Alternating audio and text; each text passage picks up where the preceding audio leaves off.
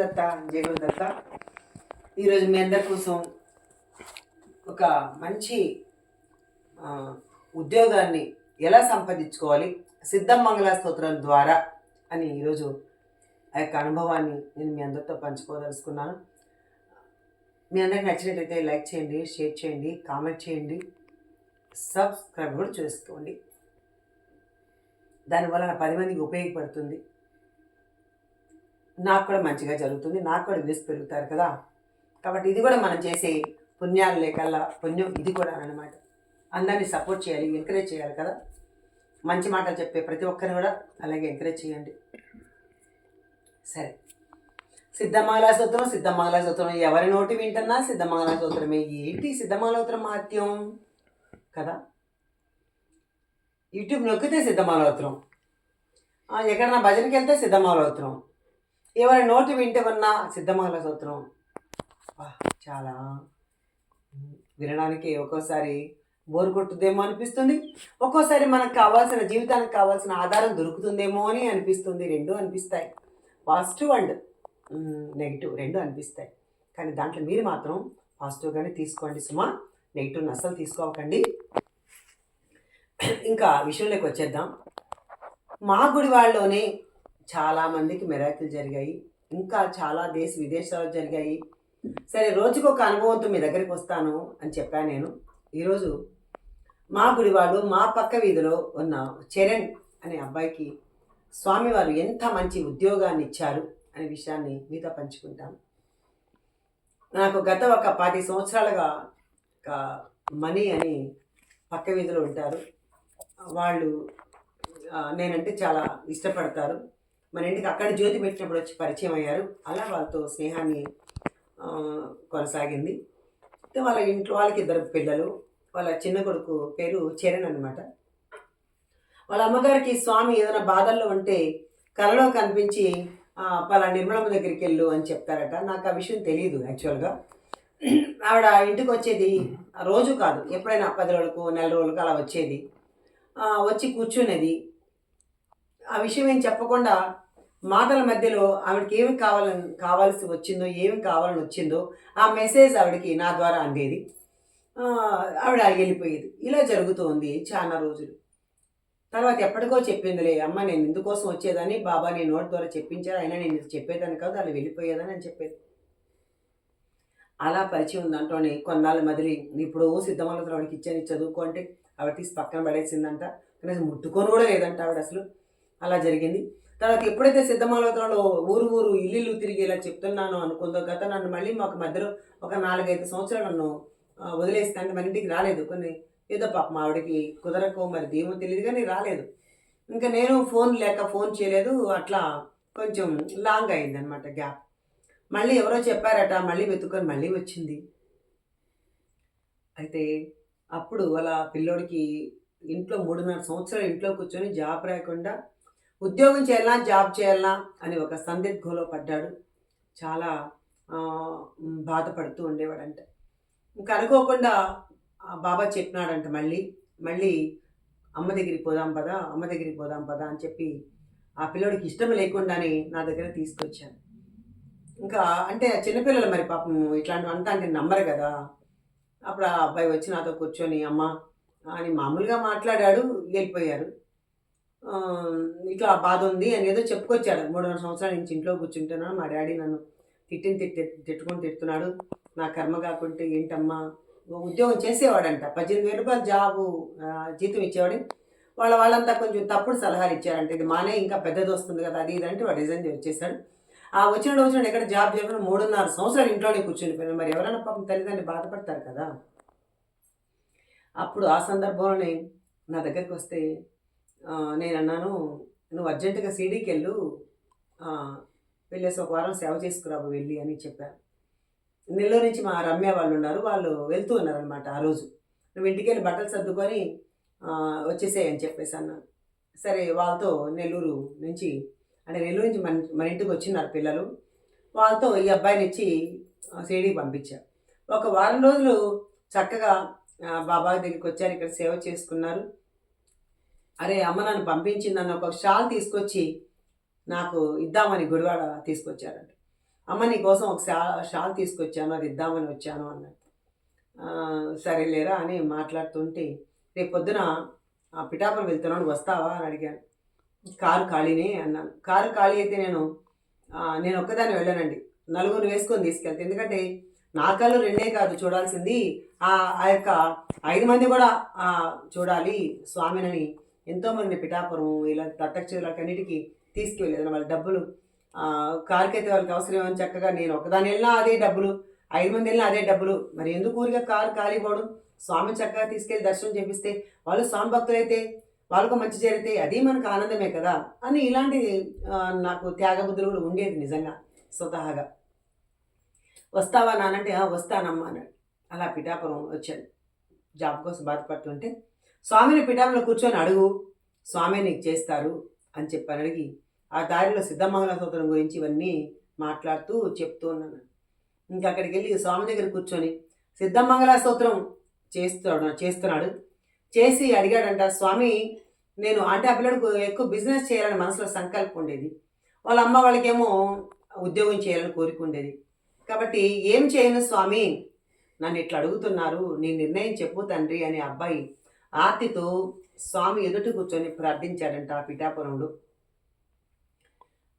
Cell మోగుతూ ఉందంట. సరే దాన్ని తీసుకొని జస్ట్ బయటికి వెళ్ళి అడిగితే మాట్లాడితే అది హైదరాబాద్ నుంచి ఒక కంపెనీలో ఇంటర్వ్యూకి వస్తావా అని పిలిచారంటండి. 3.5 సంవత్సరాలు రాని ఉద్యోగం పిఠాపురంలో స్వామి దగ్గర సిద్ధమరుత దారేంటి చదువుకొని స్వామి మాటలు విని సిద్ధమరుతుల యొక్క మహిమ చెప్తూ వచ్చాను. అక్కడ చదువుకున్నాడు. చదువుకోగానే స్వామి ఎదుట కూర్చోగానే ఇంకా అడిగితే స్వామి బయట ఫోన్ రూపంలో వచ్చి ఆ యొక్క ఇంటర్వ్యూ వచ్చింది అని చెప్పేసానంటే వెంటనే ఆనందపడిపోయి నాకు చెప్పాడు, అమ్మా ఇలా ఇంటర్వ్యూ వచ్చిందమ్మా, స్వామికి ఇప్పుడు ఇలా అడిగాను ఇంటర్వ్యూ వచ్చిందమ్మా అని చెప్తే, సరే ఎంత జీతమైనా పర్లేదు నువ్వు చేరిపో వెళ్ళానని చెప్పాను. నిజంగానే మళ్ళీ వాళ్ళు కొన్ని నెలలు ఒక 15 రోజులు 20 రోజులు ఆఫర్ పెట్టారంట. అప్పుడు జాయిన్ అవ్వు ఇంటర్వ్యూకి రానిది చెప్పారంట. ఇంకా ఆ 15 నెల రోజుల లోపల నాతో పోలేటాతో మొదలుకొని మాణిక్ ప్రభు, అక్కలకోట, గాన్గాపూర్ ఇలా దత్తక్షేత్రాలు కంప్లీట్గా నాతో పాటు తిరిగాడు. అంటే నేను అనుకోకుండా వెళ్ళేదాన్ని, నాతో పాటు కారులో వచ్చాడు. ఆ దత్తక్షేత్రం మొత్తం తిరిగి వచ్చేసాడు. దత్తుడు అనుగ్రహం పొందేశాడండి. ఇంకా చక్కటి జాబ్ వచ్చింది ఆ అబ్బాయికి హైదరాబాద్లో. చాలా మంచి జాబ్ వచ్చింది. ఆ అబ్బాయికి నా మీద ఎంత విశ్వాసం అంటే, నేను సిడీ నుంచి అంటే గుడివాడ నుంచి సిడీకి వెళ్తూ ఉంటే నన్ను చూడడానికి అనేసి స్టేషన్కి వస్తాననేవాడు. అక్కర్లేదు నువ్వు రావద్దమ్మా, నీకు 20 నిమిషాలు పడుతుంది, నువ్వు ఆగిపో అంటే అలా ఆగిపోయేవాడు. నువ్వు రానైనా నేను చూడాలనుంది అంటే వచ్చేసేవాడు. సరే రేపు ఆదివారం శనివారం సెలవే కదా అని చెప్పి ఒకరోజు నేను సిడీ వస్తూ ఉంటే అక్కడికి వచ్చాడు హైదరాబాద్ సికింద్రాబాద్ స్టేషన్కి వచ్చాడు. ఎక్కేరా అన్నాను. బండి అక్కడ పార్కింగ్లో పెట్టినాడు. ఎక్కేరా టికెట్ ఏం వద్దు నేను టీసీలో మాట్లాడుతున్నాను.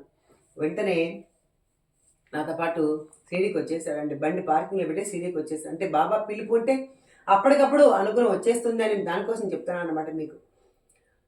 అలా అబ్బాయి 4 రోజులు దత్తక్షేత్రాలని తిరిగి ఎంతో గొప్ప ఉద్యోగం తీసుకొని సంపాదించుకొని చాలా బాగా డబ్బులు సంపాదించాడు.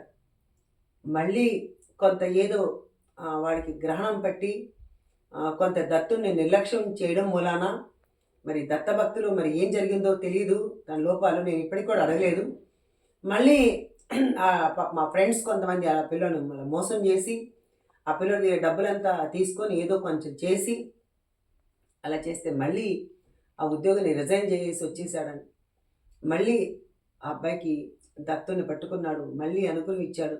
ఈరోజు ఆ అబ్బాయికి జీతం ₹1,00,000 పైనే జీతం అండి ఈరోజు అబ్బాయి. ఇంకా నాకు ఫోన్ చేయడం మానేశాడు. ప్రతిరోజు వాట్సాప్లో జయగురు దత్తమ్మ అని పెట్టేవాడు, మానేశాడు. అప్పుడు రోజు అన్నాను, ఏమిరా అమ్మను మర్చిపోయావా, కనీసం వాట్సాప్లో మెసేజ్ కూడా పెట్టట్లేదు అంటే తన మాట అన్నాడు. ఆఖరి నా ఫోటో కూడా ఫ్రేమ్ చేసుకొని ఇలా దేవుడి మందిరంలో పెట్టుకున్నాడండి.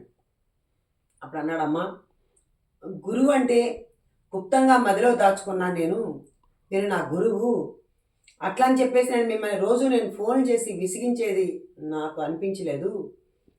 మీరు ఎంతోమంది నాలాంటి వాళ్ళు ఎంతోమందిని మీరు ఉద్ధరించాలి, కాబట్టి నేను మిమ్మల్ని అలా విసిగించినమ్మా. ఇక్కడ నా మనసులో మిమ్మల్ని భద్రపరుచుకున్నాను, స్థిరపరచుకున్నానమ్మా. మీ యొక్క మాటల్ని మీరు చేసి ఆ యొక్క సిద్ధమంగళ సూత్రాన్ని మీ యొక్క రూపాన్ని నేను ఇక్కడ పెట్టుకున్నాను. ఇంకా నాకు ఫోన్లతో పనే ఉందమ్మా అని అన్నాడండి. నిజంగా చాలా నాకు నచ్చాడనమాట. నిజం, కృతజ్ఞత భావం అలా ఉండాలి కదా అని చెప్పి అనుకున్నాను. ఇంకా వాళ్ళ అమ్మ వాళ్ళు కూడా పక్క వీధిలో ఉన్నా సరే ఒక చిన్న చిన్న వస్తువు ఏదైనా చేసి తినేదాన్ని చేసి పెట్టుకున్నా కూడా అసలు వాళ్ళు నన్ను వదిలి తినకుండా ఇంత చిన్న వస్తువు కూడా తీసుకొచ్చి నాకు ఇచ్చి గుడివాళ్ళు ఉంటే నన్ను నాకు ఇచ్చేసి నాకు తినిపించేసి మళ్ళీ ఇంటికి వెళ్ళి వాళ్ళు తింటారనమాట. వాళ్ళ గురుభక్తి అలాంటి భక్తి అనమాట.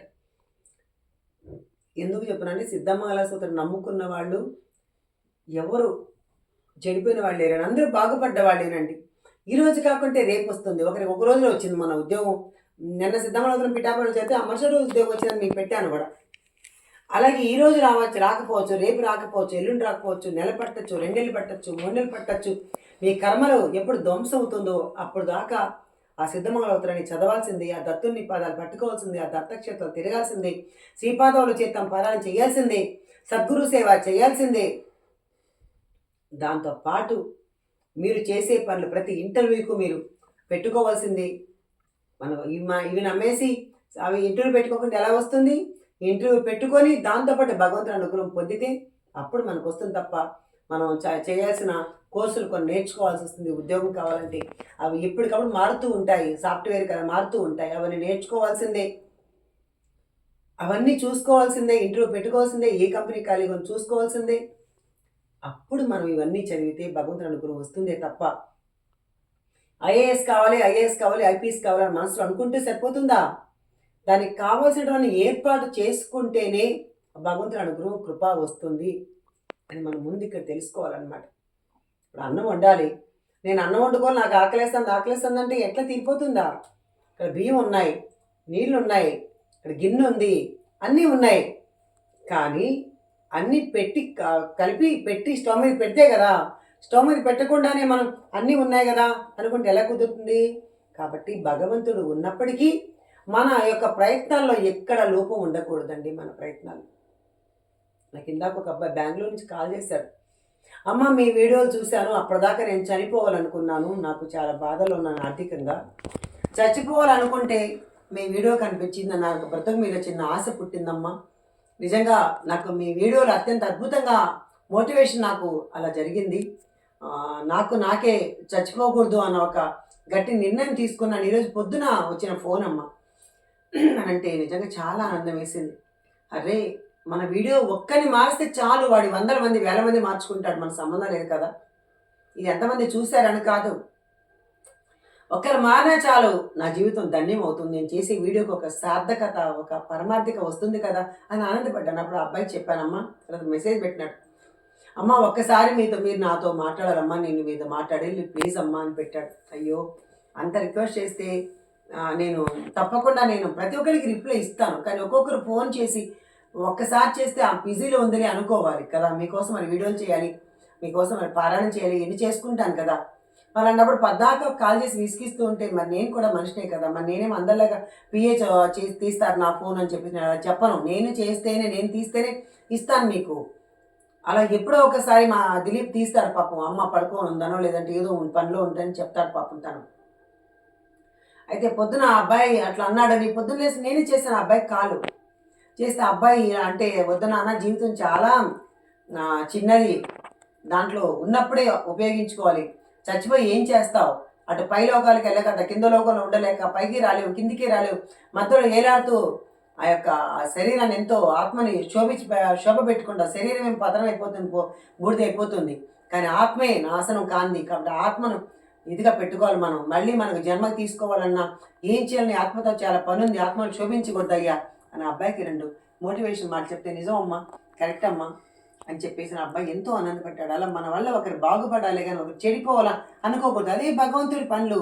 నువ్వు ఏ పూజ చేయక్కల్లా, నువ్వు నిజంగా మాట్లాడితే ఏది చదవక్కర్లేదు, సిద్ధమాలతో కూడా చదవక్కర్లా, నేను చెప్తున్నాను కదండి మనస్ఫూర్తిగా, అవి కూడా చేయొద్దండి. కానీ ఏం చేయాలి, ఎదురు మనిషి సాయం చేయడం నేర్చుకోండి, ఎదురు మనిషి వాళ్ళ యొక్క బాధను తీర్చే ప్రయత్నం పెట్టుకోండి, వాళ్ళ బాధలో సంతోషాన్ని నేను చూడాలి అని గొప్ప మనసు పెట్టుకోండి. కానీ ఆ మనసు మనకు ఒకేసారి రాదు కాబట్టి ఈ భగవద్భక్తులు అంత ప్రేమ వస్తుంది కాబట్టి మనం ఇవన్నీ చదవాలి. పాజిటివ్ మైండ్ కదా, అవన్నీ ఎప్పుడైతే నువ్వు వస్తాయో నీకు నెగిటివ్ మైండ్ పాజిటివ్ మైండ్ వస్తుంది.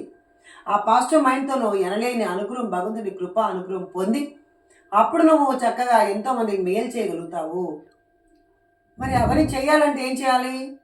ఇవన్నీ స్తోత్రాలు చదవాలి, భగవంతుని దర్శనాలు చేసుకోవాలి, నీలో నెగిటివ్ తీసేసి పాజిటివ్ మైండ్ రావాలి. ఎప్పుడు పాజిటివ్ మైండ్ రావాలి. అరే చచ్చిపోయి ఏం సాధిస్తాను నేను, నాకు దేవుడు జీవితాన్ని ఇచ్చాడు కదా, కళ్ళు లేదు వాళ్ళు, కుంటి వాళ్ళు, గుడ్డి వాళ్ళు, అలా మూగ వాళ్ళు, అలా కనీసం రోడ్డు మీద పాపం నిజంగా భిక్ష చేసుకుని బ్రతికేవాళ్ళు ఎంతమంది బ్రతకలేంది, మనకు అన్ని అవయవాలు ఇచ్చి దేవుడు మనం బ్రతకలేమా అని ఒకే ఒక మహాసంకల్పం, నీళ్ళు ఒక క్షణిక ఆవేశాన్ని తీసి పారేసి నేను బ్రతకగలను అంటే ఈరోజు కోటాను కోటీశ్వరులైన వాళ్ళు మనకు తెలీదా? చాలామంది ఉన్నారు కదా. ఆ క్షణిక ఆవేశం ఎందుకండి? చచ్చిపోవడం ఒకటేనా మార్గం? అలా ఎప్పుడు ఆలోచించద్దండి. ఇప్పుడు యూత్కి చెప్తాను, ఒకవేళ అత్తగారింట్లో గొడవ వచ్చి ఆత్మహత్య చేసుకునే ఆడపిల్లలు ఉన్నారు, అలాగే అబ్బాయిలు ఉన్నారు, భార్యతో బాధపడలేక ఆత్మహత్య చేసుకునే వాళ్ళు ఉన్నారు. వద్దు ఇవన్నీ వద్దు. ఎందుకంటావా? జీవితం చాలా చిన్నదమ్మా. దాన్ని మళ్ళీ మనం దాన్ని అలా ఆత్మహత్యలు చేసుకొని ఆ ఆత్మను శోభ పెట్టకండి. దాన్ని కాదు, నేను ఏదైనా చేయగలను ఈ భూమి మీదే అని గట్టి సంకల్పంతో, గట్టి నిర్ణయంతో మీరు వచ్చినట్లయితే మనం బ్రతుకుతాం, 10 మందిని మనం బ్రతికిస్తాం అమ్మా, నిజం చెప్పాలంటే. కాబట్టి ఈ వీడియో చూసిన ప్రతి ఒక్కరు కూడా నిరాశకు, నిస్సులకు, ఏమి చేయలేనే అని ఏడవద్దండి. ఏమైనా చేయగలను, నథింగ్ ఈజ్ ఇంపాసిబుల్ అని చెప్పానండి. నేను ఈరోజు నిజంగా నా జీవితాన్ని మీకు ఒక ఉదాహరణ, ఆదర్శంగా తీసుకొని, నేను ఏమీ తెలీదు, నేను ఓన్లీ 7th క్లాస్ మాత్రమే చదువుకున్నాను అంతే. అప్పుడు నిజంగా నా పెళ్ళైపోయింది, పెళ్లి చేసేసారు చిన్న వయసులో. చదువుకోవాలని కోరిక, ఆ కోరికను గ్రహించి మా వారు ఎంఏ బీఈడి చదివించారు నన్ను. చెప్పాను, ఎన్నో వీడియోలు చెప్పింటాను, ఒక నమస్తే అంటే ప్రతి నమస్కారం పెట్టడం కూడా నాకు రాని దాన్ని. మరి ఈరోజు మీ ముందర మాట్లాడుతున్నానంటే అది ఎవరు నేర్పించారు? నీకు నువ్వే సాధన చేసుకోవాలి, నీకు నువ్వే సంకల్పం కలిగించుకోవాలి. నాకు భయం అనే మాట తీసి పక్కన పెట్టేయండి, ధైర్యం అనే మాటను మీ ఒడిలో చేర్చుకొని మీ గుండెల్లో, హృదయానికి తీసుకోండి. ధైర్యం అనే మాట మీరు ఎక్కడన్నా బతకగలుగుతారు, ఎక్కడ పని చేసుకున్నా బతకగలుగుతారు. అమెరికాలో వెళ్ళి ఊడ్చుకునే పని చేస్తుంది గొప్పనా మనకి? మా అబ్బాయి అమెరికాలో ఉన్నాడని చెప్పుకోండి తప్ప దేనికి పనికిరాదు. ఇండియాలో ఉండే మీరు ఎంతో అద్భుతంగా సేవ చేసుకోవచ్చు, తల్లిదండ్రులు సేవ చేసుకోవచ్చు, మీరు డబ్బులు సంపాదించుకోవచ్చు, ఏమైనా చేయొచ్చమ్మా, మనం ఎక్కడైనా ఉండి చేయొచ్చు. కానీ అధైర్యాన్ని ఎప్పుడు దాన్ని మీరు ధైర్యాన్ని కోల్పోయేసి ఆ ధైర్యంతో మీరు బ్రతకద్దండి. అలా బ్రతికితే తల్లిదండ్రి బాధపడతారు. ఎన్నో పూజలు చేసి మీకు కన్నారు ఆ తల్లిదండ్రి మిమ్మల్ని. ఒక క్షణంలో మీరు ఆత్మహత్య చేసుకున్నా చచ్చిపోతాం ఎంతో తేలిగ్గా చెప్పేస్తారు. మళ్ళీ మీరు చచ్చిపోతారు, బాగానే ఉంది, కానీ నా తల్లిదండ్రులు ఎంత బాధపడతారో ఒక క్షణం ఆలోచించండి. అరే నా తల్లిదండ్రులు ఏమవుతారు, నా భార్య కోసం చచ్చిపోతాను, నా బిడ్డల కోసం చచ్చిపోతాను, నా భర్త కోసం చచ్చిపోతాను అని క్షణంలో ఆవేశంతో మనం నిర్ణయం తీసుకుంటామే. మన కన్నా తల్లిదండ్రులు ఏమవుతారో ఆలోచించుకోండి. కాబట్టి మనం ఎవరు అలాంటి నిర్ణయాలు తీసుకోవద్దండి. తప్పకుండా మనకు దేవుడు మేలు చేస్తాడు. ఎవరు సిద్ధమంగళ స్తోత్రాన్ని చదివి ఎవరు చెడిపోలేదండి, బాగుపడ్డ వాళ్ళే ఉన్నారు. సిద్ధములను పట్టుకోండి, దత్తుని పట్టుకోండి, శ్రీపాదుని పట్టుకోండి, సాయిబాబాని పట్టుకోండి, మీకు నచ్చిన భగవంతుని మీరు పట్టుకోండి. భగవంతునితో తాదాప్యం చెందండి, భగవంతునితో ఆటతో ప్రార్థించండి. ఏడవండి, ఇక నవల కాదు స్వామి, ఆ చచ్చిపోవాలనుకునే మనసుతో ఉన్నాను బాబా, నా కర్మను ధ్వంసం చేయి స్వామి, నేను ఇన్ని జన్మలో ఎవరికి ఉద్యోగం ఇప్పించలేదు, ఎవరికి ఏ కర్మలు చేశానో, కాబట్టి ఈ జన్మలో నా కర్మను తీసే స్వామిని ఆర్తితో ప్రార్థించండి. తప్పకుండా మీకు భగవంతుడు మేలు చేయకుండా అప్పుడు నన్ను అడగండి, ఖచ్చితంగా నన్ను అడగండి, దానికి మీకు సమాధానం ఇస్తాను, ఇచ్చి తీరుతాను కూడా. ఇంత గట్టిగా నేను ఘంటాపదంగా చెప్పేదని నేను ఆ యొక్క మీకు సమాధానం చెప్పలేనా చెప్పండి? కాబట్టి మీరందరూ సుఖ సంతోషాలతో ఉండాలని ఈ యొక్క వీడియో కూడా చేస్తున్నాను. సిద్ధమంగళ స్తోత్రం అయితే ప్రతిరోజు చదవండి. అలాగే ఆపద నుంచి కాపాడే ఆపద్దోర కష్టోత్తర స్తోత్రం చదవండి. ఇది ఎలా చదవాలో మీకు తెలియదు కదా, నేను చెప్పిస్తాను. శ్రీపాద శ్రీవల్లభత్వం సదైవా శ్రీదత్తాస్మాన్ పాహి దేవాదిదేవా భావగ్రాహ్య క్లేశ హరిన్ సుకీర్తే ఘోరాత్ కష్టాత్ ఉద్ధరాస్మా నమస్తే. త్వం నో మాతా త్వం పితా తోదిపస్త్వం త్రాతా యోగక్షేమ కృత్ సద్గురుత్వం త్వం సర్వశం నో ప్రభో విశ్వమూర్తే ఘోరాత్ కష్టాత్ ఉద్ధరాస్మానమస్తే. పాపం తాపం వ్యాధిమాదించ దైన్యం భీతిం క్లేశం త్వం హరాసు తదన్యం. త్రాతారాం నో వీక్ష ఈశాస్తజూర్తే ఘోరాత్ కష్టాత్ ఉద్ధరాస్మానమస్తే. నాన్యాస్త్రాత నాపి దాతా న భర్త త్వత్తో దేవత్వం శరణ్యోకహర్త. కూర్వాతే అనుగ్రహం పూర్ణరాతే ఘోరాత్ కష్టాత్ ఉద్ధరాస్మానమస్తే. ధర్మే ప్రీతిం సన్మతిం దేవ భక్తిం సత్సంగాప్తిం దేహి భుక్తిం చ ముక్తిం. భావాశక్తిం చాకిలానందమూర్తే ఘోరాత్ కష్టాత్ ఉద్ధరాస్మానమస్తే. ఘోరాత్ కష్టాత్ ఉద్ధరాస్మానమస్తే. ఈ ఘోరమైన కష్టాల నుంచి మనల్ని రక్షించిన శ్రీపాద శ్రీవల్లభ శరణమయ్యా శరణమయ్యా అని చెప్పే స్తోత్రం ఇది. దీని వాసుదేవానంద సరస్వతి వారు మనందరికీ అందించిన మహిమాన్వితమైన స్తోత్రం. దీన్ని కూడా మీరందరూ పాఠనం చేస్తారని, అనుగ్రహం పొందుతారని, ఘోరమైన కష్టాల నుంచి మీరందరూ రక్షించబడాలనేది ఈ యొక్క సంకల్పంతో ఈ వీడియోలో ఆపదర స్తోత్రాన్ని కూడా మీ అందరికి పాడి వినిపించడం జరుగుతుంది తల్లి.